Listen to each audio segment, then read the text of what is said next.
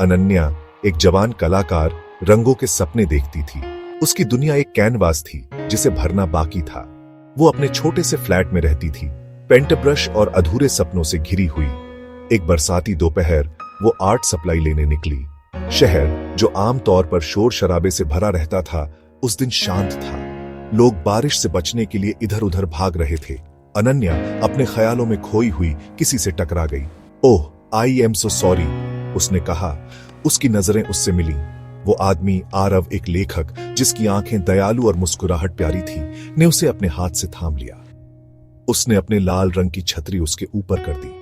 उनकी नजरें एक पल के लिए मिलीं और अनन्या के सीने में एक अजीब सी हलचल हुई। ऐसा लगा जैसे बारिश रुक गई हो और दुनिया ने अपनी सांसें थाम ली हो।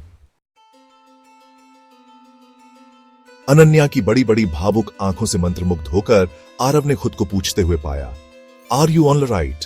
That was quite a bump. Ananya अभी भी घबराई हुई मुस्कुराई। Yes, I am fine, just lost in my own world, I suppose. वो एक पल के लिए वहीं खड़े रहे। बारिश उनके चारों ओर एक लय बना रही थी। आरव ने अनन्या के हाथ में पकड़े आर्ट सप्लाई को देखा और एक मौका लेने का फैसला किया। You are an artist? उसने पूछा। उसकी आवाज गर्मजोशी से भरी थी। अनन्या उसकी रुचि से हैरान होकर सर हिलाया। Yes, I paint. And you? You seem to be in a world of your own too. और इस तरह उनकी बातचीत शुरू हुई, जो बाहर की बारिश की तरह आसानी से बह रही थी। वो पास के एक कैफे में चले गए। कॉफी की खुशबू हवा में तैर रही थी। गर्मागर्म कॉफी के कप पर उन्होंने कला के लिए, अनकही कहानियों के लिए और पूरे होने वाले सपनों के लिए एक साझा प्यार पाया। दिन हफ्तों में बदल गए, चोरी के पलों और साझा हंसी से भरे हुए। वो आर्ट गैलरी में घूमते, अनन्या हर ब्रश स्ट्रोक की बारीकियों को समझाती और आरव पेंटिंग्स के इर्द गिर्द कहानियां गढ़ता। वो समुद्र के किनारे बैठते, सूरज को डूबते हुए देखते।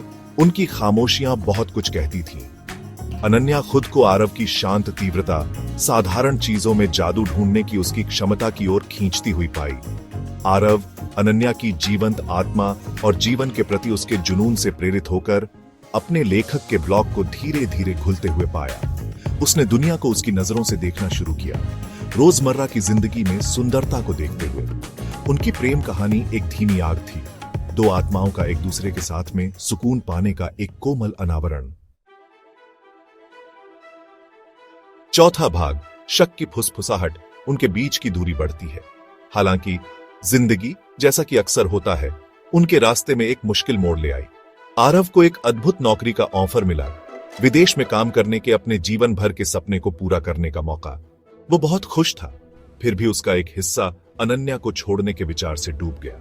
वो जानता था कि उसके भी अपने सपने हैं जो उनके शहर में जड़ें जमाए हुए हैं। अनन्या ने उसकी खबर सुनकर डर के साथ ईर्ष्या का एक दर्द महसूस किया।